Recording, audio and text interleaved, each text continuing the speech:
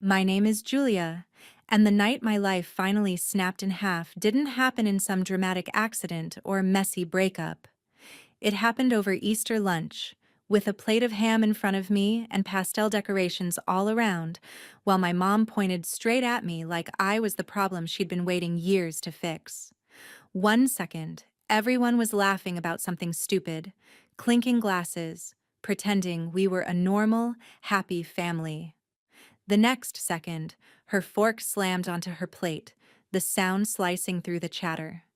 She turned, eyes locked on me, and said, word for word, "You're the reason this family's always falling apart." The whole table went silent. I could feel every pair of eyes on me, waiting to see what I would do. Whether I'd shrink like I always did or explode like she always accused me of doing. My mouth went dry. I'd spent 28 years being the one who apologized first, the one who overreacted, the one who got told I was too sensitive whenever I tried to stand up for myself. So I just stared at her, stunned, while my heartbeat pounded so loud in my ears I barely heard what came next. "If you can't handle the truth," she added, her voice cold and calm, "there's the door. No one is forcing you to stay here." She said it like she was being reasonable, like she hadn't just accused me of breaking an entire family in front of the people who were supposed to love me. Something in me finally gave way. I didn't scream. I didn't cry. I pushed my chair back, picked up my bag, and stood up. Her eyes widened for a second, like she hadn't expected me to actually take the door she'd thrown in my face. I walked out of that dining room, past the Happy Easter sign, through the hallway full of old family photos where I'd been smiling on command my entire life.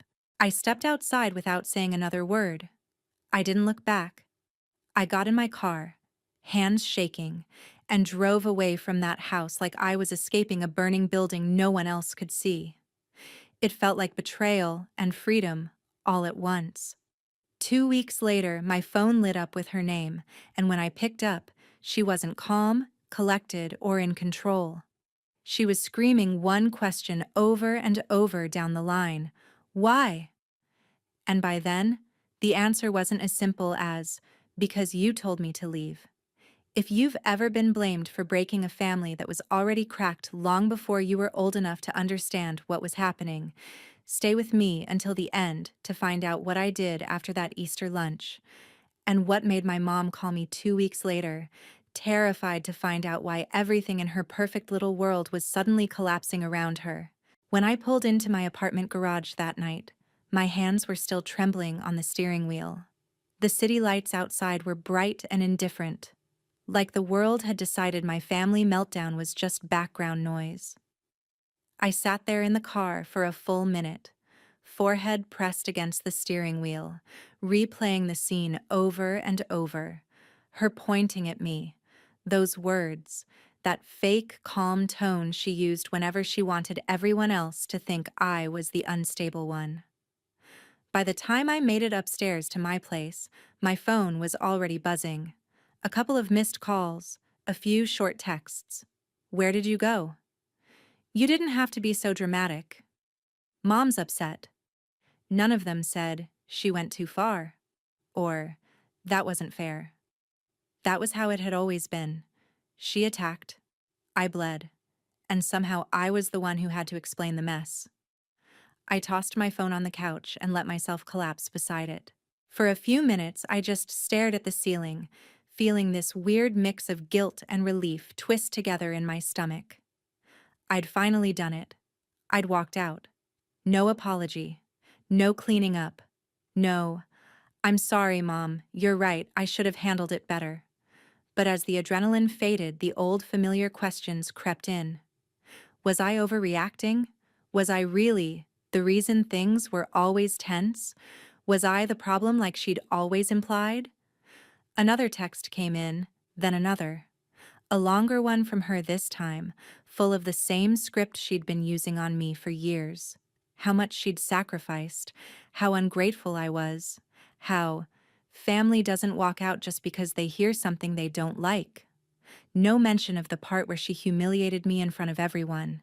No acknowledgement that maybe, just maybe, calling your child the cause of everything falling apart might be a bit much for a holiday lunch. That night, I barely slept. Instead, memories kept flashing up, the kind I'd trained myself to minimize. Her telling me, at 16, that if I left for college out of state, I was abandoning her. Her reading my messages without permission, and then acting like it was her job to protect me from my own choices. Her insisting I was too emotional whenever I cried, but also complaining that I was cold if I tried to detach. That Easter lunch hadn't come out of nowhere. It was just the first time she'd said out loud what she'd been implying for years, that the chaos orbiting our family was somehow my fault. A couple of days later, when I finally picked up a call from one of my siblings, the conversation made something very clear. My mom was already spinning her version. I was the one who stormed off, the one who made a scene, the one who ruined Easter. She had cried after I left, apparently. She had said she was only trying to be honest. She had painted herself as the victim of my sudden outburst. That was her favorite trick. Stab first, then cry loudest. The thing is, part of me wanted to believe her. It would have been easier, honestly, to just accept that I was the difficult one and keep playing my role. But another part of me, the part that had stood up and walked out of that house, was done. Done being the family scapegoat. Done absorbing blame that wasn't mine. Done letting her rewrite the story while I stayed quiet. Have you ever had that split feeling? Half of you wanting to crawl back and smooth things over, and the other half whispering, "If you go back like nothing happened, this will never stop." After a week of pretending I was fine at work and lying awake at night replaying every word she'd said, I finally did something I should have done years ago. I told someone the truth from start to finish. Not the edited version, not the "we had a little argument" version. The real one. I was sitting on my couch one evening, laptop open but untouched, when I scrolled past my boyfriend's name in my contacts. I stared at it for a solid 30 seconds. He had asked me before why I always came back from family visits exhausted, edgy, a little hollow. I'd always shrugged it off. Just family stuff. It's complicated. That was my way of protecting her. Protecting the image of our close family. Protecting the lie that she had worked so hard to sell to everyone around us. This time, I hit call. "Hey," he said, picking up almost immediately. "You okay? I've been waiting for the Easter debrief, but it never came." I laughed, but it came out brittle. "You want the short version or the version that might make you wonder how I turned out even half normal?" "Always the real version," he said. So I told him. I told him about the fork hitting the plate, the words, the door comment, the way she made me feel like I was crazy for wanting basic respect. But once I started, I couldn't stop. Easter was just the trigger. All the other moments came flooding in behind it. The time she told me my dad left because you were so difficult as a baby. The time she used my savings temporarily to cover a bill and never paid it back, then called me ungrateful when I brought it up. The years she'd compared me to my siblings and then acted like she was just being honest about my flaws. There was a long silence when I finished. "Julia," he said finally, carefully. "You know that's not normal, right? That's not just tough love or honest parenting. That's messed up." The word hung there, daring me to accept it. I'd spent my whole life hearing different labels: dramatic, too sensitive, always picking fights, never messed up directed at her. "What if I am the problem?" I asked softly. "She always says I twist everything." "If you were the problem," he said, "you'd be the one attacking people at holiday dinners, not the one walking away to protect yourself." That hit me harder than I expected. For the first time, I let myself consider a different narrative. Maybe I wasn't the broken piece. Maybe I was the one refusing to break the way she wanted. A few days later, at his encouragement, I tried something else I'd avoided: therapy. Sitting across from a stranger and unpacking a lifetime of, "This is just how my mom is," felt weird at first. I kept minimizing. It wasn't that bad. She had a hard life. She means well. But every time I excused her, my therapist gently asked, "And how did that make you feel?" And every time, the answer was the same: small, guilty, wrong. We talked about patterns, how some families need a scapegoat, someone to pile all the dysfunction onto so no one else has to look at themselves too closely. We talked about how Easter was not a random explosion, but an escalation. A moment where the mask slipped in public, not just in private. "So what do I do?" I asked one session, frustration tightening my chest. "Do I just cut her off? Pretend I don't have a mother?" "I can't tell you what to do," she said, "but I can tell you this: doing nothing is also a choice, and if nothing changes, nothing changes." That line stuck with me. Doing nothing is a choice. Going back like nothing happened was a choice. Staying quiet while she told everyone her version of the story was a choice. Walking away and never explaining anything was another choice. And then an idea hit me. Not a petty, dramatic revenge. A different kind of revenge. What if I stopped letting her control the narrative? What if, for once, I told the whole truth? To the people who'd been watching our family dysfunction from the outside, never quite understanding why I was always the one overreacting. What would happen if the scapegoat finally started talking? The first step in my revenge, if you could even call it that, wasn't loud or explosive. It was quiet, methodical, and in some ways more terrifying than any screaming match. I started by going back through my old messages, screenshots of conversations where my mom guilt-tripped me for not visiting, where she brought up things I'd told her in confidence and twisted them. Voice notes where she went from calm to tearing me down in under a minute, then flipped back into victim mode the second I pushed back. I wasn't doing it to expose her to the internet. I wasn't planning a viral story or a dramatic social media reveal. This was for something more personal: my family, my siblings, the people who had always sat on the sidelines of our fights, uncomfortable but silent, because it was easier to believe I was the problem than to face the idea that our mom might not be who they thought she was. I started with my sister, the one who usually texted me after fights with some neutral line like, "You know how mom is. Just let it go." I asked if we could talk. Really talk. No pretending. No smoothing over. When we finally got on a video call, she looked tired. "I don't want to pick sides," she said quickly. "I'm not asking you to," I replied. "I just need you to see what it looks like from my side." So I showed her. Not everything, but enough. Texts where my mom blamed me for things that had nothing to do with me. Messages where she lied about what my sister had supposedly said about me, clearly trying to pit us against each other. My sister's face changed as she scrolled. The way her eyebrows drew together. The way her mouth pressed into a thin line. "She told me you yelled at her for no reason that night," she whispered at one point. "But in this one, she's provoking you for like 10 messages straight before you snap." "Yeah," I said quietly. "And somehow I'm always the unstable one. Why didn't you show me this before?" "Because I thought you'd think I was trying to turn you against her." And I was so used to being the one everyone blamed that I started believing it myself. There was a long pause. Then softly, "She does this to me too, you know, just in different ways." That admission cracked something open between us.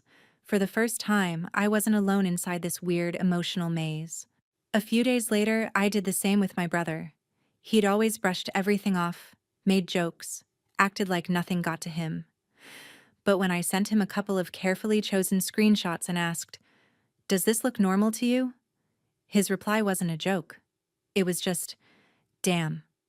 We got on a call. He told me about times she'd pressured him financially, times she'd blamed him for things Dad did, times she'd guilt-tripped him for spending time with friends instead of her. "I guess I just got used to it," he admitted. "But that Easter thing? That was messed up, even by her standards." "She thinks I'm overreacting," I said. "She thinks I'm making her out to be some kind of monster." "She's not a monster," he said slowly, "but she's not innocent either. And she definitely shouldn't have said that in front of everyone." Slowly, a pattern emerged. None of us were totally okay. Each of us had our own collection of little cuts we'd written off as just how she is. For years, she'd kept control by making sure we never compared notes. Now we were finally talking, and that's what she didn't see coming. 2 weeks after Easter, right around the time I was finishing a long, honest email to her that I hadn't yet sent, she called me. I stared at the screen, my stomach flipping. I answered. She didn't start with hello. She started with a scream. "Why are you turning them against me?" she shouted. "Why are they questioning me all of a sudden? What did you tell them, Julia?" Her voice wasn't calm or controlled. It was panicked, cornered. "They're asking me things they never asked before. They're doubting me. Why are you doing this to me?" There it was. The why from the phone call I'll never forget. Not, "Why did you leave?" Not, "Why did I hurt you so much that you walked out?" Her why was simple. Why wasn't her version of reality working anymore? Have you ever noticed how some people only start to panic when they realize their control over you is slipping, not when they realize they hurt you? Her call that day was like a siren, loud, frantic, full of accusations. "I know you've been talking to them," she spat. "I can hear it in their voices. They're acting different, questioning me like I'm some kind of criminal. What did you say? What lies are you spreading?" I almost laughed at the word lies. If anything, I'd tone things down. I took a breath, forcing my voice to stay calm. "I told them the truth," I said. "My truth. The things you've said to me. The way you make me feel. The way you twist things." "I don't twist anything," she snapped. "You're the one who twists everything. You always have. You're ungrateful. You exaggerate. You pointed at me in front of everyone and told me I was the reason our family is always falling apart." I cut in. "Do you even hear yourself when you talk?" There was a beat of silence, then the familiar shift. The noise in her voice dropped, but the venom sharpened. "I was being honest," she said coldly. "Someone had to say what everyone was thinking. You stir things up. You run away. You make everything about you. And now you're trying to poison them against their own mother? What kind of daughter does that?" "Maybe the kind of daughter who's tired of being your punching bag," I replied. That was the moment I realized something important. She wasn't afraid of losing me. She was afraid of losing the audience that had always believed her. A few days later, after talking it through with my therapist and my siblings, I suggested something I never thought I'd say out loud. A family call. Not just her and me, where she could corner me and rewrite everything. All of us. Cameras on. No pretending. No private side conversations afterward where she could spin it. "That sounds like a trap," my brother said. "Yeah," I answered, "but this time, it's not for us." When we finally set it up, my heart was pounding so hard I could barely see straight. I sat in front of my laptop, staring at my own reflection in the black screen while waiting for everyone to join. My sister logged in, then my brother. Finally, my mom. She smiled into the camera, the same polished, sweet expression she wore in Christmas photos. "So," she said lightly, "what's this all about? Are we finally going to clear up this little misunderstanding?" Little misunderstanding. I almost closed my laptop right there. Instead, I swallowed hard and started. This isn't a misunderstanding, I said. This is about a pattern, one that didn't start at Easter and won't end unless we talk about it. I had notes in front of me, not a script. I wanted to sound like a person, not a robot, but bullet points, specific examples, actual quotes. No, you always, just, this is what happened. This is how it made me feel. I talked about the Easter lunch. I talked about the time she told me Dad left because of me, about the savings she took and never returned, about the guilt trips, the silent treatments, the public humiliations followed by private tears where she made herself the victim. My siblings were quiet at first. Then slowly, they chimed in.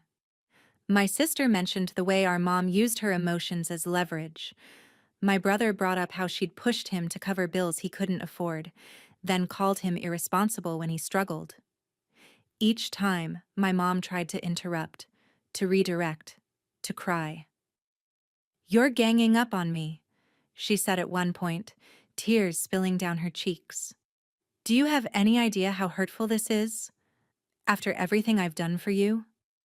It would have worked on me once, that mix of tears and accusations, the implication that I was cruel for even bringing it up. But now, there were three of us, and we weren't backing down. "We're not ganging up on you," my sister said quietly. "We're telling you how your behavior has hurt us, all of us. That can't be a coincidence." You could see the panic flicker across her face. For years, she'd relied on us being divided, each of us privately convinced we were the problem. Seeing us aligned shook her more than anything I'd said. "So what?" she snapped eventually, wiping at her eyes. "Are you going to cancel me now? Cut me out? Leave me alone like your father did? Is that what this is?" I looked at her through the screen, seeing, not the martyr she desperately wanted to be, but a woman who had built her identity on control, and now watched it crumble. "I'm not trying to cancel you," I said. "I'm asking for boundaries, for accountability, for you to admit that what you did at Easter, and all the times before that, was wrong, and for things to change going forward." "And if I don't?" she whispered. That was the question, wasn't it? Because there's no point in demanding change if there are no consequences for refusing. Have you ever reached that moment when you realize, if I don't follow through now, I'm teaching them, I'll accept anything as long as they don't abandon me? "I love you," I said slowly, feeling the words burn on the way out. "But I can't keep doing this. If you can't even admit what you did, if you keep blaming me for everything, I'm stepping back." "Stepping back?" she repeated, like I'd spoken another language. "What does that even mean?" "It means," I replied, "no more last-minute guilt trips, no more screaming matches, no more holidays where you humiliate me in front of everyone. It means I won't answer when you call just to dump on me. It means I decide how much access you get to me, not the other way around." She stared at me as if I'd just slapped her.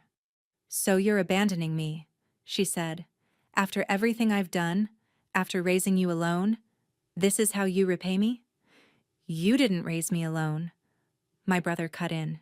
"You had us. You had friends. You had family. Stop rewriting history so you can guilt us." My sister nodded. "We're not abandoning you," she said. "We're telling you there are consequences. You don't get to treat us any way you want just because you're our mother." The silence that followed felt like a cliff edge. For a split second, I saw the path where she broke down, apologized, admitted she'd gone too far. But that wasn't the path she took. "If that's how it is," she said finally, her voice freezing over, "then I don't know who you all are anymore. This call is over." She clicked out before anyone could answer. The screen shifted, her square disappearing, leaving just the three of us. For a long moment, none of us said anything. Then my brother exhaled. "Well," he said, "that went great." I laughed, but there was no real humor in it. "She'll call," my sister murmured. "She always does. She'll either come back crying or come back angrier." Maybe both, I said. The days that followed were weirdly quiet. No constant buzzing from my phone. No long paragraphs about how I'd disappointed her. It was like someone had turned down the volume on my life. I kept waiting for the crash, for the big emotional scene, the dramatic show up at my door moment. Instead, what came first were whispers. A cousin texting me, "Hey, your mom called me. She says you guys are treating her horribly. Are you okay?" An aunt reaching out on social media, hinting that family is everything and life is short. Clearly, my mom had gone on a sympathy tour, but this time, instead of shutting down or trying to defend myself, I did something different. I told small, simple truths. "We had a serious talk," I replied. "We're setting boundaries. I still love her, but I'm not okay with certain things anymore." Some people backed off. Some asked more questions. A few shared their own stories of setting boundaries with difficult parents. Quietly, without fanfare, the narrative shifted just a little more away from "Julia is dramatic and ungrateful" toward "maybe there's more to this than we thought." And then came the call. Not the "why are you turning them against me" call. This was later. This was the one that woke me up at 1:17 a.m., the one where her voice was ragged, not with fake tears but with real fear. "Why aren't you answering me anymore?" she demanded. "Why didn't you call on Sunday? Why didn't you send me that recipe like you said? Why does it feel like you're all gone?" I sat there in the dark, phone pressed to my ear, feeling oddly calm. "Because," I said, "for the first time in my life, I'm choosing my peace over your approval. And I'm not going to keep pretending everything is fine just so you don't have to feel uncomfortable." "So you're punishing me," she shot back. "This is revenge." I thought about that. Was it revenge?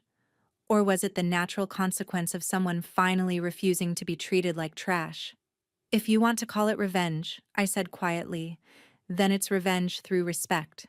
For myself. For my mental health. For the life I'm trying to build." She went silent. Then, in a small, almost childlike voice, "Everyone's pulling away from me. Your brother barely returns my calls. Your sister questioned me about money. You sound different. Why is this happening?" "Because the scapegoat finally stopped playing her role. Because the script you wrote for us doesn't work anymore. Because the truth has a way of spreading once it gets a foothold." But I didn't say any of that out loud. "If you really want to know why," I answered instead, "listen to that Easter lunch in your head and imagine how you'd feel if someone said those words to you. And then ask yourself how many times you've said things like that to us. Have you ever noticed that some people only call it revenge when you start treating them with the same care, or lack of care, they've shown you for years?" The strange thing about reclaiming your life from someone like my mom is that the big dramatic moments are not the ones that change you the most. It's the quiet ones. Waking up and realizing you haven't checked your phone in a panic to see if she's mad at you today. Making weekend plans without calculating whether she'll guilt trip you for not visiting. Saying no to something and not immediately following it with a 3-paragraph justification. Over the next few months, that's what my revenge really looked like. Not shouting matches, not public shaming. It was me going to therapy regularly and actually doing the work. It was me and my siblings talking openly, comparing notes, refusing to let her triangulate us against each other anymore. It was group chats where we laughed about dumb memes instead of whispering about who mom was mad at this week. Slowly, she started to feel the consequences she'd never had to face before. Holidays came up, and for the first time, there was no automatic assumption we'd all gather at her house. My sister suggested we host something at her place instead, just the 3 of us and a few friends. My brother decided to travel that weekend, unapologetically. The family calendar, the one my mom used to control like a general commanding troops, began to rearrange itself without her permission. She tried new tactics, of course. She sent carefully worded messages, half apology, half blame. "I'm sorry if you felt hurt," she wrote once, "but you have to understand how hard things have been for me too." That "if" hung there like a trap. I didn't bite. I replied, "I am hurt. I've told you why. When you're ready to talk without blaming me, I'm here." She left me on red for 3 days. Then came another cycle of angry calls, followed by silence, followed by more guilt-laced texts.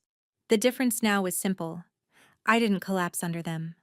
I didn't rush to fix her feelings. I let my boundaries stand, even when it was uncomfortable. And it was uncomfortable. Setting boundaries is not some Instagram-worthy empowerment montage. It's sitting on your couch at midnight, fighting the urge to send a "just checking on you" text that would undo all your progress. It's listening to relatives imply you're cold now, changed, too harsh, and reminding yourself they weren't in the room when that fork hit the plate at Easter, and your own mother announced that you were the reason everything was falling apart. One afternoon, months after that lunch, we finally had a conversation that was different. Not perfect, not magical, just different. She called while I was walking home from work. I almost let it go to voicemail, but something in me said, "Pick up. You're strong enough now." Her voice was quieter this time. "I've been thinking about what you said," she admitted. "About Easter. About other things." I didn't say anything. I'd learned not to fill the silence for her. "I'm not promising I agree with everything," she went on, "but I can see that I've hurt you, that my words have been harsher than they needed to be. I don't want to lose you." It wasn't a full admission. It wasn't the grand apology I'd rehearsed in my head 1,000 nights. But it was something I'd never gotten from her before. A crack in the armor. A moment where she acknowledged, even a little, that her behavior had consequences. "I don't want to lose you either," I said. "But I can't go back to how things were. I need respect. I need you to stop using guilt and blame as weapons. I need you to see me as a person, not a problem." "I don't know if I can change overnight," she said. "I know," I replied. "That's why I'm not asking you to change overnight. I'm just telling you the price of not changing anymore." We talked for a little while longer. Not about who was right or wrong, but about therapy, about boundaries, about maybe getting some help of her own. I don't know how much will actually stick. I don't know if she'll really do the work, or just hope I soften first. That's the thing about revenge when it comes to family. There's no clean ending, no movie-style credits rolling after one big showdown. There's just you, deciding every day whether you'll keep repeating the same cycle or choose something different. As for that Easter lunch, I still think about her pointing at me, declaring me the reason our family was always falling apart. Now, though, I see it differently. In a twisted way, she was right. Just not in the way she meant. I was the reason things were falling apart. Because I stopped holding them together at my own expense. I stopped absorbing the blame. I stopped pretending. I let the fake version of our perfect family crack so that something more honest could have a chance to grow in its place. So here's my question. For you, not for her. If you were sitting at that table and someone you loved pointed at you and said, "You're the reason this family is always falling apart," would you spend the rest of your life trying to prove them wrong? Or would you walk away long enough to find out who you are without carrying everyone else's broken pieces? And if you were in my shoes, would you forgive, go low contact, or cut ties completely? I know what I chose. Now I'm curious. What would you have done?